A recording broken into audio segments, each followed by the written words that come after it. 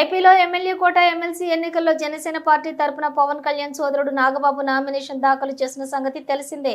ఈ సందర్భంగా దాఖలు చేసిన అఫిడవిట్ లో నాగబాబు తన ఆస్తులు, అప్పుల వివరాలను పేర్కొన్నారు. తన పేరిట, తన భార్య పేరిట ఉన్న మొత్తం స్థిరాస్తుల విలువ 59.12 కోట్లని వెల్లడించారు.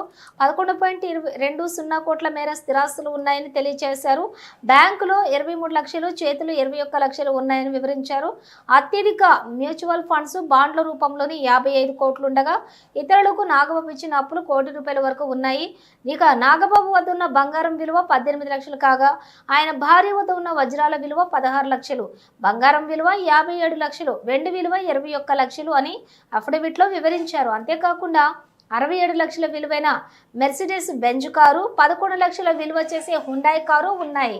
రంగారెడ్డి జిల్లాలోని 3.55 కోట్ల విలువైన భూమి, మెదక్ జిల్లా నర్సాపూర్లోని 32 లక్షల విలువైన భూమి, అక్కడే మరో సర్వే నెంబర్లో 50 లక్షల విలువైన భూమి, రంగారెడ్డి జిల్లా టేకులపల్లిలోని 53 లక్షల విలువైన భూమి ఉంది. హైదరాబాద్లోని మణికొండలోని 2.88 కోట్ల విలువైన విల్లా ఉంది. అప్పుల విషయానికి వస్తే తన అన్నయ్య చిరంజీవి నుంచి 28 లక్షలు, తమ్ముడు పవన్ కళ్యాణ్ నుంచి 6.90 లక్షలు అప్పుగా తీసుకున్నట్లుగా అఫిడవిట్లో పొందుపరిచారు.